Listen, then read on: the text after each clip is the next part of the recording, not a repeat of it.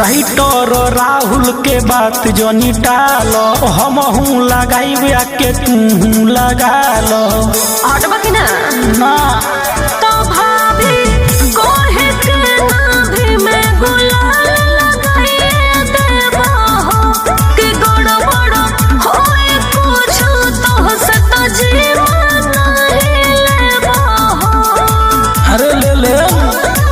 ओले महाराजा फिर में जो हमरा पड़ा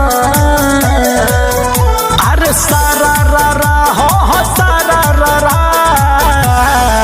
तो डाली भौजी में डाली भौजी में